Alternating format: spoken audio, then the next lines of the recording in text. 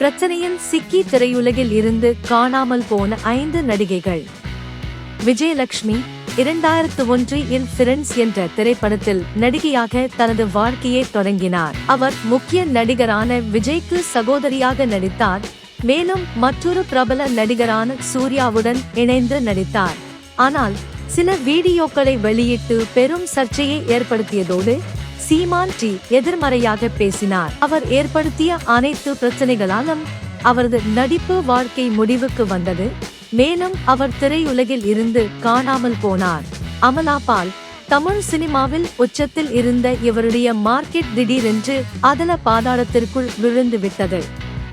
இதை எப்படியாவது சரி செய்ய வேண்டும் என்பதற்காக பல சர்ச்சையான விஷயங்களில் தாறுமாறாக நடித்து பெயரை கெடுத்துக் கொள்வது மட்டுமல்லாமல் தேவையில்லாமல் வாய்க்கு வந்தபடி பேசி இவருக்கு இவரே சூனியம் வைத்துக் கொண்டார்.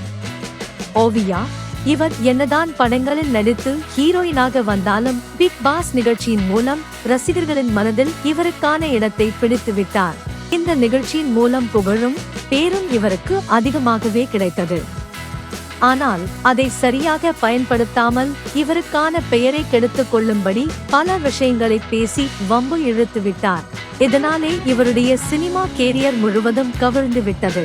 ரேகா நாயர் சீரியலில் நடித்து வந்த இவர் இரவின் நிழல் திரைப்படத்தில் மேலாடை இன்றி நடித்தார். இதன் பின் பலதரப்பட்ட கருத்துக்களை மோசமாக அனைவரும் கொடுத்த நிலையில் அத்துடன் நடுரோடு என்று கூட பார்க்காமல் திரைப்பட விமர்சகர் ஆன பயில்வான் உடனும் நேரடியாக வாக்குவாதத்தில் ஈடுபட்டு பெரும் சர்ச்சையை ஏற்படுத்தினார். இதனைத் தொடர்ந்து தேவையில்லாத பல விஷயங்களில் மூக்கை நுழைத்து இப்படித்தான் இருக்கணும், இதுதான் கரெக்ட் என்கிற மாதிரி பேசக்கூடியவர். அதனால் இப்பொழுது சீரியலில் நடிப்பது கூட வாய்ப்பு இல்லாமல் போய்விட்டது.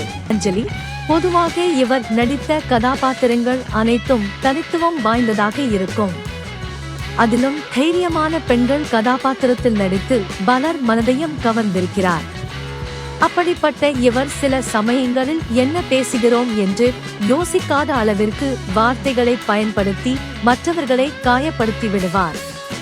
இதனால் இவர் நடிப்பதற்கான கதாபாத்திரம் சரியாக அமையாமல் தற்போது தட்டு தடுமாறி கொண்டு வருகிறார்.